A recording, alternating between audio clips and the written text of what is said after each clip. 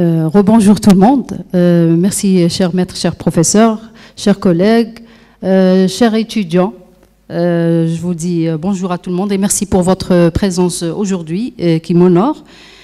Aujourd'hui, donc, professeur Jafar et mon collègue docteur Laouj, ils ont présenté en quelque sorte un aperçu général sur les différentes drogues. Et moi, je vais beaucoup plus parler de l'expérience que peut jouer le service ou le laboratoire de toxicologie dans la prise en charge et le soin donc, des gens, pour ne pas dire des toxicomanes, mais qui ont une affection d'addictologie ou de pharmacodépendance. Je vais faire un bref aperçu sur les principales substances psychoactives. Un étudiant, lorsqu'on parle de substances psychoactives, c'est quoi une substance psychoactive? L'addiction ou la pharmacodépendance, c'est quoi d'une manière générale? Je vais donner après donc un état des lieux, situation sur la consommation. Tout à l'heure, donc, mon collègue Dr Laouja a donné beaucoup plus un aperçu sur le nombre de saisies de drogue. Donc, moi, je vais parler beaucoup plus en termes de consommation à l'échelle mondiale et la situation réelle en Algérie, toujours par rapport à la consommation. Et je terminerai par l'expérience du suivi de la pharmacodépendance au niveau du laboratoire de toxicologie qui travaille en étroite collaboration avec ce qu'on appelle les CISA, les centres intermédiaires de soins d'addictologie et les services de psychiatrie. Donc sans trop tarder, c'est quoi une substance psychoactive? Tout simplement, c'est toute molécule qui agit en modifiant donc le fonctionnement normal du système nerveux central. Dans quel sens? Soit de stimuler, déprimer ou provoquer complètement une perturbation, chose qu'on dit toujours aux étudiants. Donc on parle de drogue psychoactive. Est-ce qu'il s'agit d'un médicament? Oui. C'est un médicament dont l'usage est dévié et généralement, donc, si c'est des psychotropes, peuvent être justement qualifiés de substances psychoactives ou de drogues psychoactives. L'exemple type, c'est des benzodiazépines, des antitussifs déviés et les analgésiques. Les plus connus, c'est les opioïdes de synthèse. Ils peuvent être également des solvants. L'exemple que vous connaissez tous, l'utilisation donc d'école chez les jeunes, les boissons, l'alcool. Ça peut être également des plantes hallucinogènes. Donc on cite l'exemple donc du cannabis. J'ai cité également là, vous voyez en feuille, c'est le kratom, très consommé en Asie, à savoir donc en Thaïlande. Également, si vous connaissez le khat, c'est en Yémen, donc ils consomment beaucoup, c'est tellement, il leur procure justement donc un effet de stimulation, une énergie, un bien-être, donc il est consommé, c'est une tradition chez eux. Et bien sûr le fameux pavot, dont on extrait donc les différents opioïdes. Je termine donc avec les nouvelles, ce qu'on appelle les MPS. Les nouvelles produits dites de synthèse qui font rage, c'est là en quelque sorte là, la mode de ces derniers temps. Donc ça peut être également des drogues, comme l'a dit le professeur Jafar tout à l'heure, donc soit c'est des drogues licites, l'exemple type, donc le tabac, ou des drogues illicites, représentées justement par ce qu'on appelle les MPS. Donc si on parle, tout à l'heure on a parlé en fonction de la nature, si on parle en fonction de l'effet que provoquent ces drogues-là au niveau du système nerveux. Donc on les classe généralement en trois blocs, comme on l'a dit, soit ils stimulent, soit à l'inverse, ils dépriment le système nerveux, soit c'est des perturbateurs. Donc les stimulants que vous connaissez, mineurs, donc le tabac, cocaïne, ou bien ce qu'on appelle les STA, c'est les stimulants type amphétamine. Et vous connaissez tous, je suis sûre, parmi les étudiants, étant donné qu'on s'adresse beaucoup plus aux étudiants, donc c'est l'ecstasy. Voilà. Donc pour les dépresseurs, il y en a une multitude, dans l'alcool, les médicaments tranquillisants et les perturbateurs, que vous connaissez soit c'est des cannabis naturels ou les cannabinoïdes dits de synthèse. Vous avez donc les solvants et les fameux LSD. Je voulais attirer justement votre attention sur l'utilisation particulière justement des les NPS ou les nouveaux produits de synthèse. Ces molécules-là, quelle est leur particularité? Ils procurent le même effet que les drogues généralement illicites. Ils sont synthétisés d'une manière clandestine au niveau des laboratoires. Et lorsqu'on parle d'une synthèse clandestine, l'exemple, je suis sûre que les étudiants ils ont vu la série de Breaking Bad. Donc, généralement, c'est des synthèses au niveau des laboratoires à partir de certains produits chimiques. Donc, ils synthétisent ces molécules-là. Le malheur dans tout ça, c'est que la molécule, elle peut avoir le même effet que la drogue de référence, voire plus, un effet donc supérieur. Également, généralement, ils sont coupés par d'autres molécules dont l'origine on ne connaît pas. Donc la composition, généralement, elle est hétérogène, ce qui fait que le risque elle est inconnue sur le plan donc de toxicité. Les principales connues sur le plan historique, ils ont commencé par la synthèse qu'on appelle des MDA. À partir donc des années 80, ils sont connus par ce qu'on appelle les drogues dites de rave ou de fête, puisque c'est très utilisé dans les boîtes de nuit, les fêtes, etc. Et ils ont connu le jour au grand public suite à l'apparition, ce qu'on appelle des livres que vous voyez, le FICAL, c'est par rapport à la phényléthylamine I have known and loved, qui est donc produit par un pharmacologue qui synthétisait lui-même ces molécules-là. Et après, donc, il fait l'expérience, propre expérience, et après, donc, il a en quelque sorte synthétisé toute cette expérience dans ce livre. Et il l'a mis au grand public, qui a fait que beaucoup de molécules ont été connues, faisant partie beaucoup plus donc, de la famille donc, des amphétamines. En fur et à mesure, d'autres molécules ont apparu, qui appartiennent à cette classe-là, ce qu'on appelle les drogues de synthèse. Donc, vous voyez dans le schéma, à partir de 2008, c'est les cannabinoïdes de synthèse. Donc, on a ce qu'on appelle le cannabis naturel, on a vu, le cannabis hindi. D'accord. Il a apparu ce qu'on appelle les cannabinoïdes de synthèse. C'est-à-dire on trouve généralement, c'est la même substance, mais elle est très concentrée. Les effets ils sont 2 fois, voire 5 ou 10 fois plus importants que le cannabis naturel. Donc généralement, comment ils sont consommés, c'est de l'herbe, où le cannabinoïde de synthèse existe sous forme de gouttes, on imprègne et on prend en joint. Mais l'effet, il est encore plus important. Vous voyez, donc même le risque, il est plus important par rapport au cannabis naturel.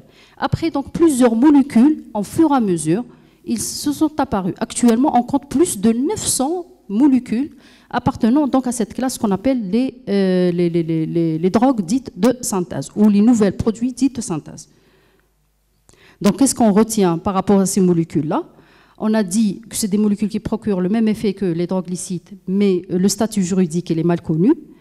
C'est des molécules dont la composition, parfois, elle est incomplète. Dans ce cas-là, le risque, il est non contrôlé.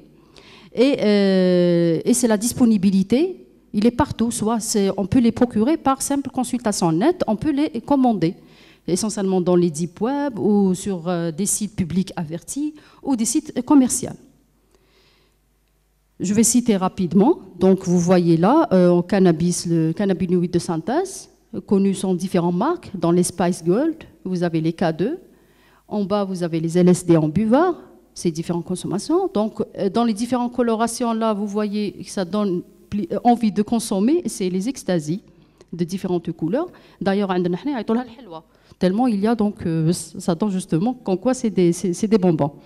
Donc, vous avez également donc, des dépresseurs dans la kétamine, la PCB. Donc, il y a une multitude, justement, qui a émergé, donc, le marché des drogues dites de synthèse. Les chroniques, actuellement, c'est les États-Unis qui représentent donc un phénomène qui a émergé et qui a sollicité, qui attire la sonnette d'alarme, c'est la consommation, ce qu'on appelle de la drogue de zombie. Donc, cette drogue-là, c'est tout simplement l'association de la fentanyl, qui est une opioïde dite de synthèse, mais elle est coupée malheureusement par une molécule utilisée auparavant pour des fins beaucoup plus vétérinaires. Donc, c'est des sédatifs utilisés pour le traitement donc, de tout ce qui est comme analgésique et myorelaxant chez les bovins, les chevaux, etc. Donc, ils ont coupé justement la fentanyl, qui est une opioïde dite analgésique, donc dite de synthèse, utilisée beaucoup plus en cancéro. Donc, en coupant donc, les overdoses, provoque justement donc la mort. Les décès, on comptait, suite à l'utilisation des opioïdes, on comptait jusqu'à 500 000 à peu près donc, décès, bien sûr aux États-Unis, c'est les données des USA. Donc les effets en dehors, la personne, lorsqu'elle marche, donc, elle prend justement l'allure d'une personne en zombie, c'est beaucoup plus les éruptions cutanées qui apparaissent, des abcès, qui caractérisent justement la consommation de cette drogue-là. Une autre drogue qui fait ravage chez nous, le phénomène, donc aux États-Unis, c'est la drogue de zombie. C'est la prégabaline qui fait en quelque sorte la particularité de consommation de drogue en Algérie. En Europe, par contre, il y a ce qu'on appelle une forme de cocaïne, qui est le 3-MMC, donc qui fait partie de ce qu'on appelle des catinones. C'est des stimulants. La particularité, tout simplement, c'est qu'ils coûtent moins cher par rapport à la cocaïne. Et la consommation, elle est vraiment très accessible, on l'a dit, via donc, les sites Internet, qui fait que l'accessibilité, elle est facile, mais le risque, il est mal connu, et on tombe justement dans les overdoses à ces molécules-là. Également, donc, parmi les actualités de consommation de ces drogues-là, c'est ce qu'on appelle la réapparition de le Captagon, qui est donc également donc un stimulant qui a été interdit auparavant. Donc, il a été commercialisé pour beaucoup plus le traitement, ce qu'on appelle des troubles d'hyperactivité et de narcolepsie. Et après, donc, il a été interdit. Mais il a été réémergé l'utilisation. Ils ont incriminé la série pour la production et l'exportation de cette molécule-là dans les différentes régions, essentiellement en Arabie Saoudite.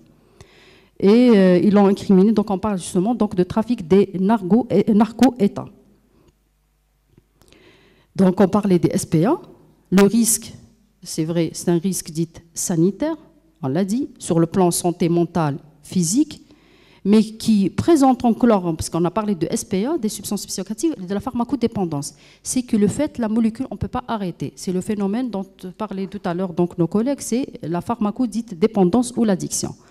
Ça commence par un problème, on veut tout simplement vivre une expérience, s'assimiler à un groupe, donc on consomme, après on tombe dans un état de manque, on reconsomme et on entre justement dans le cercle, ce qu'on appelle de la pharmacodépendance, et qui représente malheureusement l'un des facteurs de risque de la consommation de ces molécules. Je vais passer maintenant aux principaux chiffres à l'échelle mondiale et à l'échelle nationale de la consommation des drogues. Donc je vais commencer à l'échelle mondiale. Selon les statistiques de l'ONU, vous pouvez consulter le site où il y a une actualisation des données chaque année. Donc on trouve qu'on estime actuellement à peu près 300 millions ont consommé minimum une drogue. 300 millions de personnes, c'est quand même énorme. La répartition, 60 millions en Afrique, 37 millions en Europe, 99 millions en Asie, en Amérique, à peu près 61 millions. La prévalence en Afrique, c'est à peu près 8%. En termes de drogue, le cannabis vient en premier lieu. Après, donc, c'est les opioïdes et les différentes dérivés, les analgésiques, les dépresseurs. Troisième position, c'est la cocaïne. Et on terminera par les fameux MPS, les nouveaux produits de synthèse. Donc, toujours en termes donc, de chiffres, j'ai essayé de consulter, j'ai donné donc, le site de l'ONU concernant donc, l'Office de trafic donc, de drogue et de crimes. J'ai consulté donc, les données de 2022. On trouve que la répartition en fonction de drogue, que c'est beaucoup plus l'Océanie, l'Australie qui occupe la première place avec les États-Unis. Regarde en bleu avec une prévalence de 12%. Concernant les opiacés, c'est toujours l'Australie. La cocaïne, donc entre l'Australie et l'Amérique. Les amphétamines, c'est beaucoup plus les États-Unis. Et dernièrement, donc, l'ecstasy, c'est l'Australie, l'Océanie, comme vous voyez sur la figure.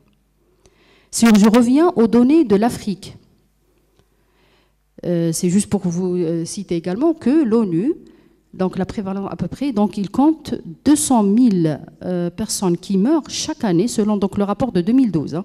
Donc 200 000 morts par année suite à la consommation de différents stupéfiants. Concernant la consommation maintenant en Afrique du Nord, vous voyez, donc je vais commencer par même ordre. Le cannabis, c'est le Maroc qui occupe la première place en termes de consommation, avec une prévalence dite de 10%. L'Algérie, quand même, on est rassuré, hein, 0,5%. Mais malheureusement, lorsque j'ai consulté les fichiers, on n'a pas vraiment des chiffres récents, puisque le dernier communiqué, c'était de 2010, alors que celle de l'Égypte, le Maroc, la Tunisie, c'est 2017 les derniers chiffres. Concernant donc la cocaïne, c'est le Maroc, toujours. Et concernant donc nous, c'est beaucoup plus quand vous voyez ici en dernier, c'est beaucoup plus les tranquillisants, hein, qu'on occupe la première place avec une prévalence à peu près de 0,6%. Mais on reste, rassurez-vous, on reste très très loin par rapport à la consommation donc, des autres pays. Par exemple, pour le cannabis, étant donné que c'est la drogue la plus consommée à l'échelle mondiale, si on compare le chiffre le plus élevé du Maroc à 10%, par exemple aux États-Unis, il aille jusqu'à 21% prévalence. En Afrique, c'est la Zambie qui occupe la première place avec 17%. Donc si on compare, ça va, on est rassuré par rapport à la consommation. Quoique je ne peux pas juger vu que les chiffres ne sont pas vraiment récents. Voilà. Concernant donc l'expérience du service de toxicologie, je vais passer rapidement. Donc, je vous ai dit que notre laboratoire inauguré en 2014, dont l'activité a commencé en 2016, on travaille en étroite collaboration dans le cadre de suivi des pharmacodépendances avec la psychiatrie et les SIDA. C'est beaucoup plus le SIDA de Bel Air, dans un cadre de suivi et de diagnostic. Soit c'est des personnes connues consommateurs, soit c'est pour la première fois où ils n'avouent pas la consommation de drogue, ils viennent au niveau du laboratoire et on met en évidence qu'ils consomment réellement de la drogue. Donc, c'est une fiche de renseignement, on fait un entretien avec notre patient, où généralement c'est des relations de confiance amicales entre l'acteur de santé et on va dire donc le toxicomane. On remplit, est-ce qu'il avoue? Il n'avoue pas la consommation de drogue. Après, donc on fait un prélèvement au niveau du laboratoire, in situ, et on fait une analyse, soit automate ou bien c'est des tests rapides. Et pour les résultats de l'étude, j'ai essayé de faire donc entre 2017 et 2022. Après, donc à peu près 480 cas sont recueillis au niveau du laboratoire. Donc une nette augmentation, quoique je n'ai pas actualisé pour les 2022, une nette augmentation c'était en 2020. Par rapport à la moyenne d'âge de consommation, vous voyez, c'est toujours les jeunes. Hein.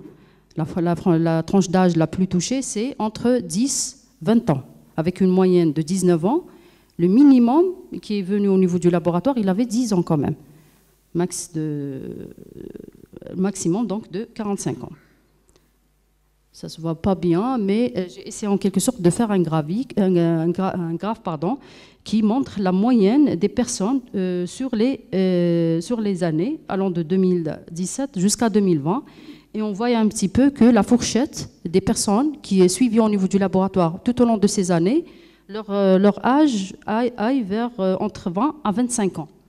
Malheureusement, ça ne se voit pas bien sur la figure. Après, donc, le sexe ratio, c'est le sexe masculin qui est prédominant.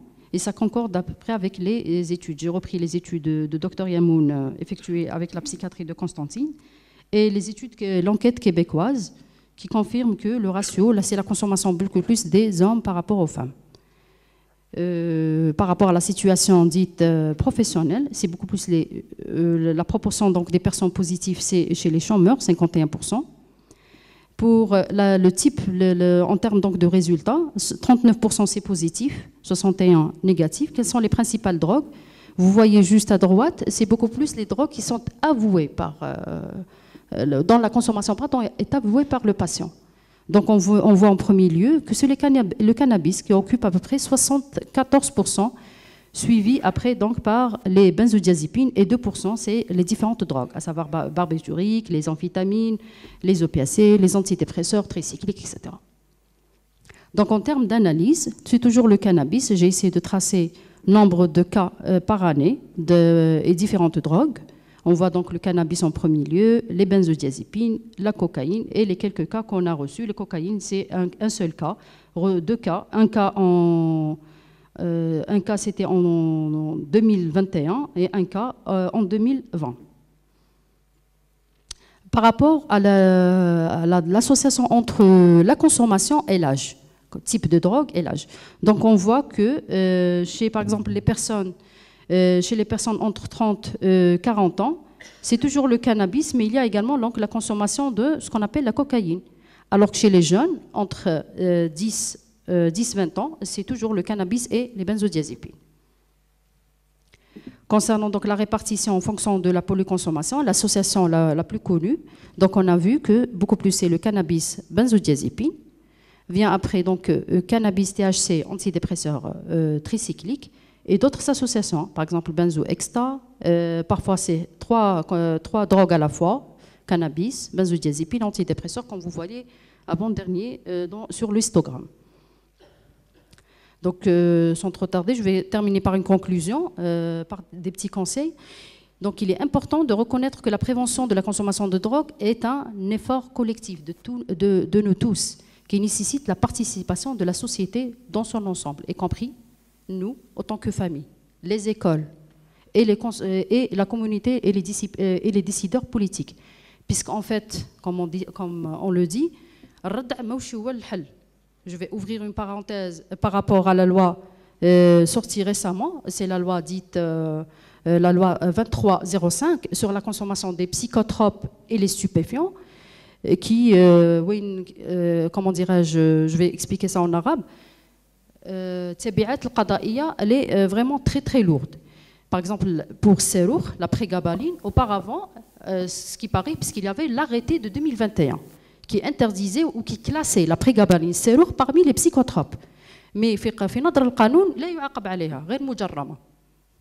actuellement, avec la loi 2305, justement, القاضي يقدر يحكم عنده أحكام مشرعة أنه يقدر يدخل الإنسان للاتجار بالمخدرات وين الحكم يقدر يروح من 10 سنوات إلى 15 سنة avec des amendements allant de 5 millions 5 ملاير jusqu'à 500 milliards. Le consommateur, ce qu'on appelle les dealers de drogue, c'est-à-dire les تاجروا بالمخدرات.